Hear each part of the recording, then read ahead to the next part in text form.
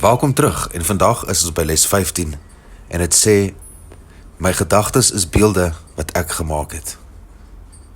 Daar is twee aspekte van les 15 wat altyd vir my uitstaan.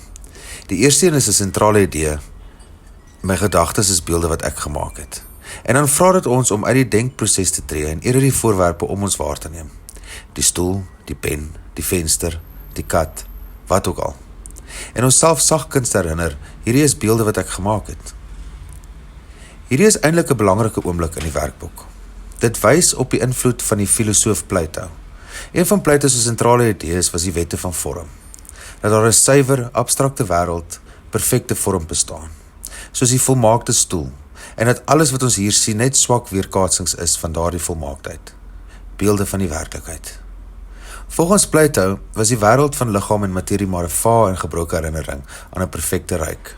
Hierdie wêreld is vol beelde, verwronge onvolmaakte weergawe van iets wat eintlik mooi en eg is. En les 15 laat duidelik blyk dat A Course in Miracles hiermee saamstem. Maar die kursus maak dit eenvoudiger. Die uitnodiging is om te begin besef dat die wêreld van vorms om ons minder werklik is as wat dit lyk. Ons neem die wêreld as die realiteit self. Maar hierdie les vra ons om te sien, dis net 'n beeld. Jy kan 'n vergelyk met 'n foto van iemand teenoor die persoon self. Die foto is nie die persoon nie. Dit is stil, passief, sonder lewe. Die ware persoon beweeg, praat en het teenwoordigheid. Net so sê hierdie les, die wêreld wat jy sien is net 'n beeld. En ons word uitgenooi om te begin kyk, na binne of opwaarts of spiritueel gesproke, om in kontak te kom met dit wat werklik is.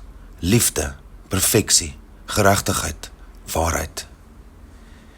Hierdie is die domeine van gees, nie van die liggaam of sintuie nie, maar van die bewussyn. Wanneer jy vra, waar is liefde? Dan weet jy, dit het geen vorm nie, dis abstrakt, lig, suiwer. Wanneer jy vra, wat is 'n stoel? Sien jy beelde in jou geestesdenke. Dit is nooit die werklike ding nie. Les 15 is, na die intensiteit van les 14 soos asemhaling. Dit is sag, stadig, en gee ons kans om oop te maak vir die moontlikheid dat alles wat ons sien net beelde is. En dat die ware lewe, rykdom en betekenis op 'n ander vlak plaasvind, in die ryk van gees.